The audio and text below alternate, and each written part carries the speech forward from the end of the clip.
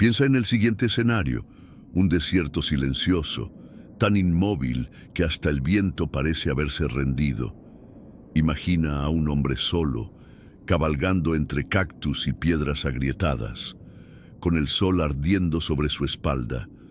Ese hombre es Joaquín Murrieta, y lo que está a punto de contar no es una simple historia, es una advertencia, porque lo que lo seguía, lo que dejaba marcas profundas en la tierra, no era un animal, tampoco un bandido. Era algo mucho peor, una criatura salida de las peores pesadillas del viejo oeste, el mismísimo hombre lobo. Sí, escuchaste bien, una bestia con garras capaces de partir un caballo en dos, con un olor a carne podrida que anunciaba su presencia, y con unos ojos que seguían a Joaquín desde la oscuridad, esperando el momento exacto para atacar. Todo comenzó junto a un viejo abrevadero, donde Murrieta encontró los restos de unas cabras, abiertas de lado a lado, con las costillas expuestas y el aire cargado de un hedor que quemaba la garganta. Aquellas huellas, aquellas señales, eran el primer aviso de que esa noche la caza iba a comenzar. Hoy vas a escuchar una de esas historias de terror que nunca aparecen en los libros. Una de esas leyendas del viejo oeste que solo sobreviven en la memoria de los que lograron escapar. Bienvenido al canal Los Pesadillos de Murrieta, donde las leyendas malditas del desierto y las sombras que nadie se atrevió a nombrar vuelven a respirar. Si estas historias te estremecen, suscríbete y únete a nuestra cuadrilla maldita. Sin más demora, vamos directo al punto. La siguiente noche, con el cielo cubierto de nubes pesadas y el aire cargado de un olor extraño, Joaquín Murrieta llegó a la hacienda de los Vargas, o lo que quedaba de ella. Los muros, antes orgullosos, ahora estaban resquebrajados, cubiertos de polvo y de esa fina capa de abandono que solo el desierto sabe dejar.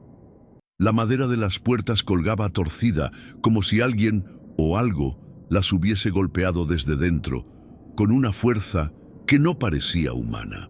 Don Eusebio Vargas lo esperaba en la entrada. Un hombre que alguna vez fue dueño de media región, pero que ahora no era más que la sombra de sí mismo. Tenía el rostro pálido, los ojos hundidos y unas manos que no podían dejar de temblar, aunque intentara disimularlo bajo el poncho.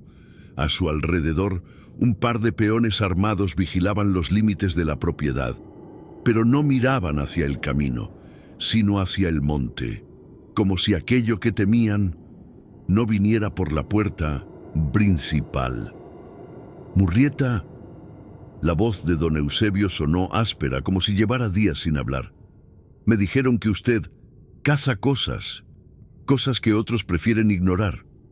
Joaquín no contestó. Solo paseó la mirada por el patio, deteniéndose en cada rincón oscuro, en cada ventana mal cerrada. Los peones parecían al borde del colapso, sus rostros demacrados, sus ojos rojos por noches sin dormir. Y, en un rincón, una carreta cubierta por una lona, mal disimulando un bulto que goteaba algo que el polvo intentaba ocultar. El aire tenía ese aroma metálico, espeso, difícil de olvidar. Don Eusebio respiró hondo, como si tuviera que reunir valor para hablar de lo que nadie en esa hacienda quería nombrar. Hace 2 noches fue mi hijo menor. Antes de eso, 5 jornaleros. Tragó saliva bajando la voz casi hasta un susurro. Algo sale del monte cada luna llena, y esta vez nos dejó algo en la puerta, una cabeza, con los ojos aún abiertos, como si hubiera visto demasiado. Un silencio pesado cayó sobre el lugar. Los peones bajaron la mirada, como si recordar fuera demasiado peligroso. Joaquín se acercó lentamente a la carreta, levantó una esquina de la lona y apenas necesitó un segundo para entender que lo que rondaba la hacienda no era ningún coyote, ni un puma hambriento. La piel, las marcas, las garras, Todo indicaba lo mismo. Aquello era obra de una criatura que no pertenecía a este mundo. Murrieta escupió al polvo, como si necesitara sacar el mal sabor de la boca. Luego, con su voz baja y seca, dijo lo único que podía decir en momentos así: «Enséñeme dónde fue la última vez». Don Eusebio asintió, temblando. Sin decir una palabra más, tomó una lámpara de aceite y señaló hacia el monte, hacia el lugar donde, bajo la luz maldita de la luna llena, las cosas dejaron de obedecer las reglas de los hombres, y donde Joaquín lo sabía. El hombre lobo esperaba. El aire se volvió más denso, como si las sombras mismas respiraran alrededor de ellos, y mientras avanzaban hacia el límite del campo, una certeza helada se clavó en la mente de Murrieta. Desde esa noche, algo lo acompañaría. Al amanecer, cuando el cielo apenas comenzaba a teñirse de un gris sucio y deslavado, Joaquín Murrieta se adentró solo entre los magueyes retorcidos, siguiendo las señales que lo llevaban hacia el rincón más olvidado de la hacienda, un antiguo pozo de agua, cubierto de maleza y con las piedras resquebrajadas por el tiempo. El aire ahí abajo era más frío, como si el suelo mismo respirara con dificultad. Al acercarse, Murrieta notó algo que le hizo detener el paso. En la tierra húmeda que rodeaba el brocal había huellas. No eran de hombre, ni de caballo.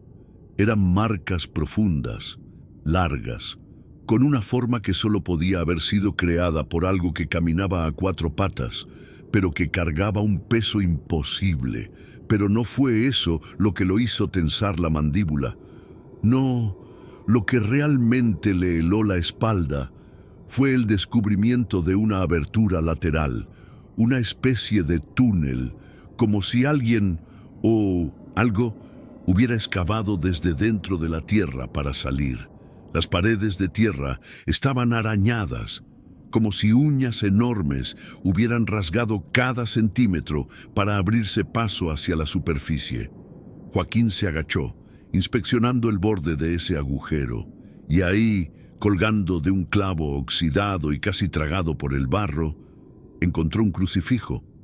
La madera estaba mordida, como si unos colmillos desproporcionadamente grandes hubieran intentado romperla, astillándola desde varios ángulos. Murrieta pasó los dedos por la superficie, notando la humedad, el barro y un olor metálico que parecía salir de las propias paredes del túnel. Algo le decía que aquel crucifijo no estaba allí por casualidad. Alguien había intentado sellar o proteger lo que fuera que estaba abajo, pero antes de poder analizarlo más, el silencio se rompió. Desde algún punto profundo, o tal vez desde la maleza al otro lado del campo, llegó un sonido que hizo que la piel de Joaquín se erizara. Un gruñido, grave, áspero, prolongado, cargado de una rabia primitiva. Un rugido que no venía de la garganta de ningún hombre, y que tampoco pertenecía a ningún animal conocido. Murrieta se puso en pie, apretando los dientes. Sabía perfectamente lo que significaba escuchar algo así al amanecer, en medio del desierto, y tan cerca de un agujero que parecía respirar. El hombre lobo estaba cerca, y ese día, la caza apenas comenzaba. Esa misma tarde, mientras el sol comenzaba a desvanecerse entre las colinas y la sombra del monte caía pesada sobre la hacienda, Joaquín se encontró con Salvador, el capataz. Un hombre curtido por el desierto, con el rostro surcado de arrugas y los ojos cargados de miedo antiguo.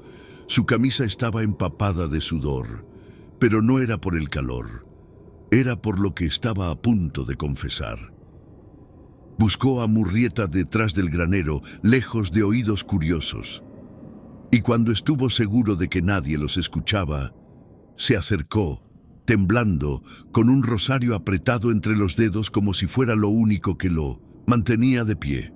«Señor Murrieta, hay algo que usted tiene que saber», susurró, mirando de reojo hacia el monte, como si temiera que las palabras despertaran algo dormido. Joaquín guardó silencio, dejando que el hombre hablara. Salvador tragó saliva, respiró hondo y por fin soltó lo que llevaba años callando. Hace mucho, durante una sequía que casi nos deja sin cosechas, don Eusebio trajo a unos forasteros, hombres que sabían excavar profundo, buscaban agua y terminaron cavando cerca del viejo cementerio indígena. Sus ojos se oscurecieron. Pero no fue agua lo que encontraron. Hizo una pausa, como si recordarlo le costara respirar. Sacaron un altar, enterrado a varios metros, cubierto de símbolos que nadie pudo leer. Marcas, dibujos de cosas que ni en las peores leyendas habíamos escuchado. Salvador bajó la voz aún más. Desde entonces, las cosas empezaron a morir, pero de formas horribles. Animales, jornaleros, incluso el ganado más fuerte. Todo empezó a pudrirse, como si el suelo mismo los escupiera. Se quedó callado, con los ojos vidriosos, apretando el rosario como si sus dedos quisieran romperlo. Algunos aquí dicen que despertaron a algo que siempre estuvo enterrado, algo que nunca debió salir. Susurró, temblando. Joaquín cerró los ojos por un instante. La historia tenía el sabor agrio de todas aquellas cosas que él ya conocía. Cosas que nadie quiere aceptar hasta que es demasiado tarde. Abrió los ojos, respiró profundo y respondió con una calma que, en vez de tranquilizar, heló aún más la atmósfera. Donde hay hambre vieja, la tierra siempre quiere sangre nueva. Luego, sin decir más, dio media vuelta y comenzó a preparar su rifle. Sabía que la noche siguiente no sería una noche cualquiera, y que el hombre lobo ya estaba oliendo el miedo. Cuando cayó la noche, el aire alrededor de la hacienda se volvió tan espeso que parecía que cada respiración costaba el doble. Una pesadez que no era solo del calor, sino de esa tensión invisible que precede a las tragedias que nadie puede evitar. El cielo se cubrió de un gris metálico y la luna, casi llena, proyectaba una luz sucia, deslavada, que pintaba los tejados viejos con un brillo enfermizo. Las bestias del monte guardaron silencio.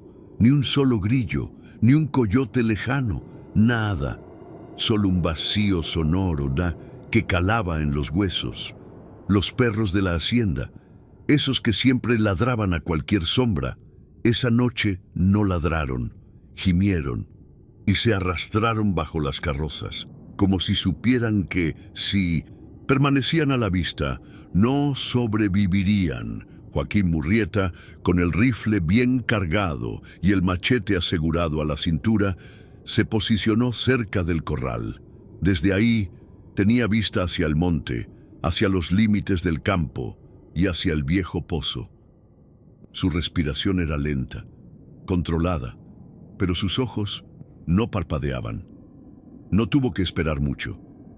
Primero fueron los caballos, golpeando desesperados las paredes de madera, como si intentaran romperlas con las patas traseras, como si quisieran huir, incluso atravesando las tablas si fuera necesario. Luego, el sonido que nadie quería escuchar, un chillido, largo, agudo, algo que se quedó suspendido en el aire, como una mezcla imposible entre un lamento humano y el aullido profundo de una criatura que jamás debió caminar sobre esta tierra.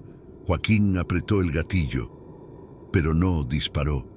No todavía. Se giró y entonces lo vio, emergiendo desde los mezquites, arrastrando la sombra consigo, erguido, desafiando la forma de cualquier ser conocido, caminando sobre dos patas, cubierto de un pelaje enmarañado y sucio. Las garras eran como cuchillas oxidadas, largas, afiladas, los dientes asomando bajo un hocico retorcido, y los ojos, dos brasas encendidas, fijas, clavadas en él. El hombre lobo, Finalmente había salido de la oscuridad. Por un instante, todo quedó en silencio. Solo Murrieta, la criatura, y la certeza compartida de que, esa noche, uno de los dos no volvería a ver el amanecer. Joaquín no dudó, apretó el gatillo y el disparo. Rasgó la noche como un trueno seco. La bala impactó de lleno en el costado de la criatura, pero lo único que consiguió fue desatar su furia. El hombre lobo giró la cabeza, soltando un gruñido grave, profundo, como el eco de un trueno atrapado bajo tierra. Y entonces se lanzó sobre Murrieta, con una velocidad que ningún ojo humano podría seguir. Joaquín apenas tuvo tiempo de rodar por el suelo, sintiendo en la piel las piedras filosas que le abrían la carne. El aire se llenó de polvo y de un sonido que le heló la sangre. El estruendo de madera rompiéndose justo al lado de su cabeza. El monstruo había destrozado un barril de agua con un solo golpe de sus garras. Las astillas volaron en todas direcciones, como si fueran lanzas pequeñas. Con la respiración agitada y el pulso descontrolado, Murrieta buscó a tientas su machete. Lo encontró, y sin perder un segundo, lo hundió con toda su fuerza en el flanco de la criatura. El filo cortó la carne dura como cuero viejo, y de la herida brotó un líquido espeso, oscuro, más denso que cualquier cosa que Joaquín hubiera visto antes. Le salpicó el rostro, quemándole los ojos y dejándole un sabor metálico en la boca. El hombre lobo retrocedió con un bramido que hizo temblar las paredes de la hacienda, pero no huyó sin antes dejar su marca. Con un giro violento, extendió su brazo y sus garras desgarraron a uno de los peones que, valientemente o tal vez por desesperación, había intentado ayudar a Murrieta. El grito del hombre apenas duró un segundo. La herida fue tan brutal que en lugar de caer, el cuerpo pareció deshacerse en el aire, como si el calor del desierto hubiera evaporado su sangre en cuestión de segundos, dejando tras de sí solo un velo de niebla caliente. Joaquín, con el rostro cubierto de aquel líquido oscuro, apenas logró ponerse en pie. Sabía que aquello no había terminado, solo era el principio, y que esa noche el hombre lobo volvería, más furioso, más hambriento. Tras el ataque, cuando el polvo aún flotaba en el aire y el eco de los gritos seguía atrapado entre las paredes de la hacienda, Joaquín Murrieta no perdió el tiempo. Sabía que las heridas que había logrado infligir a la criatura no serían suficientes para detenerla. Esa bestia era algo más que músculo y furia. Con la voz firme y los ojos encendidos de una determinación casi desesperada, ordenó a los peones que reunieran todo lo que pudieran: sal, velas y ramas de pirul. Viejos elementos, usados por generaciones para enfrentar en cosas que no deberían caminar bajo este cielo. Mientras los hombres trabajaban temblando, Murrieta montó su caballo y cabalgó al borde del pueblo, hasta una choza aislada, olvidada entre espinos y tierra agrietada. Allí vivía Soledad, una curandera que muchos evitaban, pero a quien todos terminaban buscando cuando las cosas dejaban de tener explicación. Soledad era ciega, pero sus ojos, opacos como ceniza vieja, parecían mirar más allá de la carne y del tiempo. Cuando Joaquín entró, ella ya lo estaba esperando, sentada junto a un altar cubierto de ramas secas y trozos de cera derretida. Sin decir palabra, Soledad levantó las manos y al palparle el rostro, se detuvo. Sus dedos se quedaron quietos, como si tocarlo le hubiera transmitido algo que no quería sentir. «Ese monstruo», susurró, con una voz que parecía venir de otro lugar, más profundo, más antiguo. «Lleva siglos cambiando de cuerpo, pero contigo será diferente, Joaquín. Contigo. Quiere algo más». Murrieta tragó en seco, pero no dijo nada.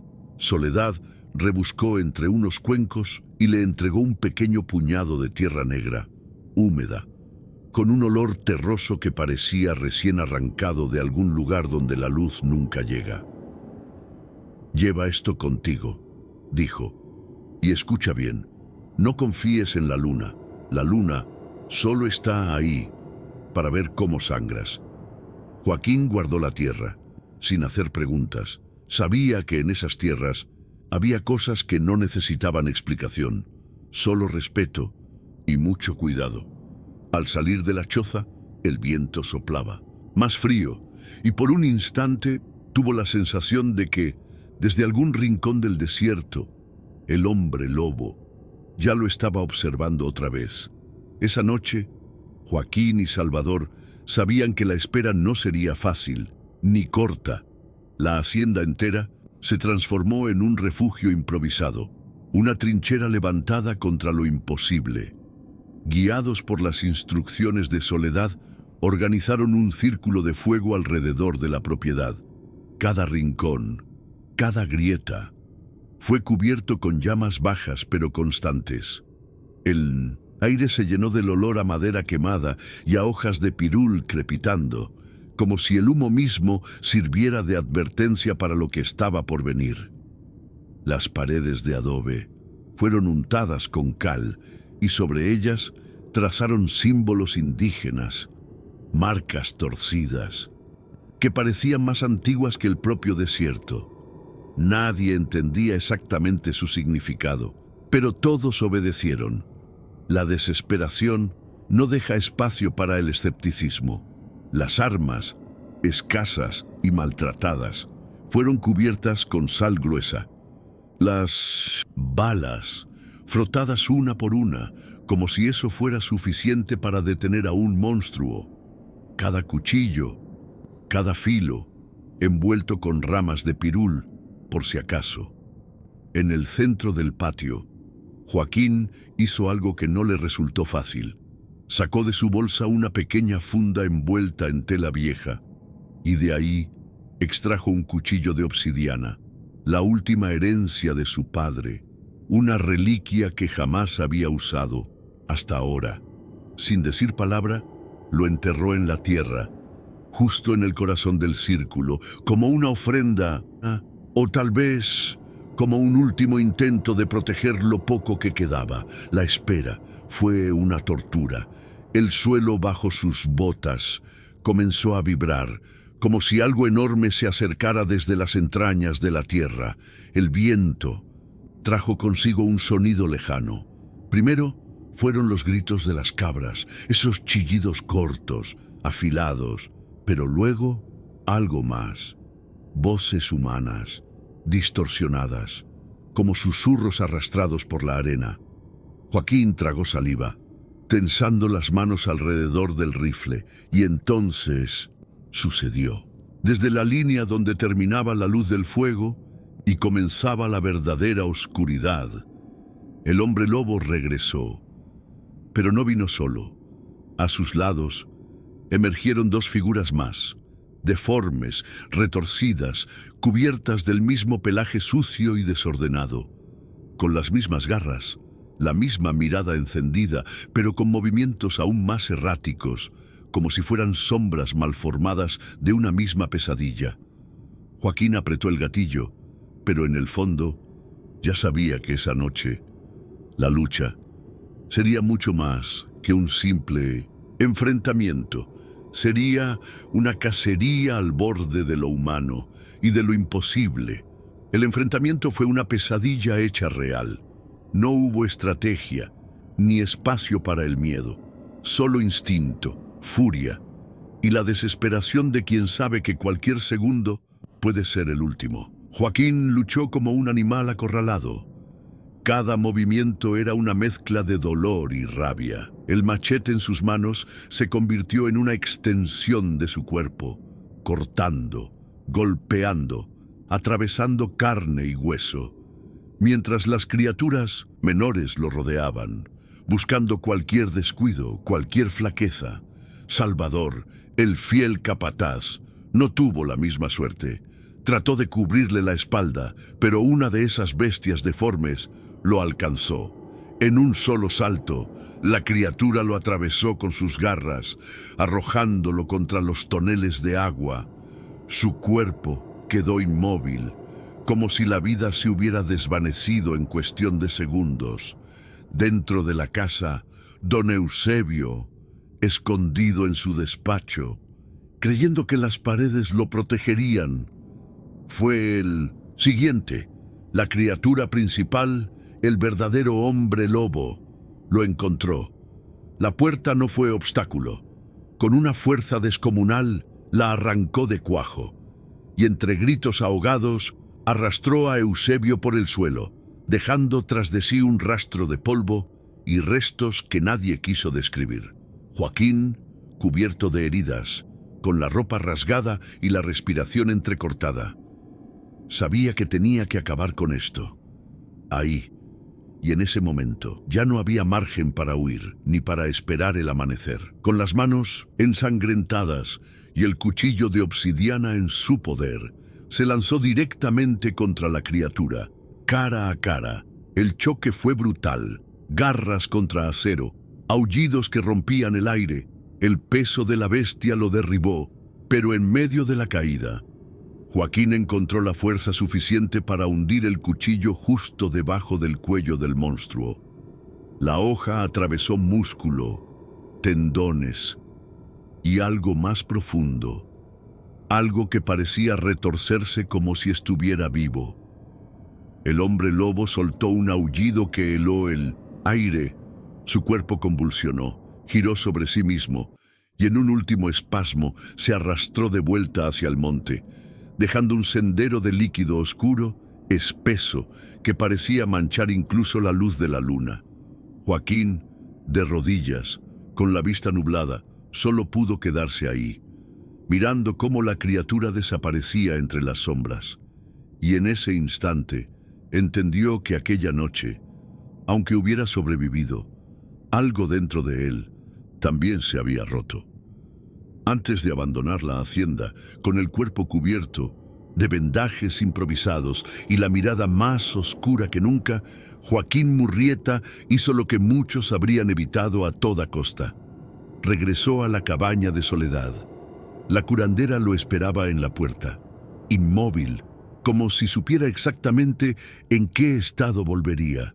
El viento soplaba fuerte, arrastrando polvo y cenizas del círculo de fuego que horas antes parecía ser la única defensa entre la vida y aquello otro. Soledad no alzó la vista. Sus ojos ciegos seguían fijos en algún punto más allá del tiempo, más allá de lo visible. ¿De verdad crees que terminó?, preguntó con voz baja, como si temiera que algo la escuchara.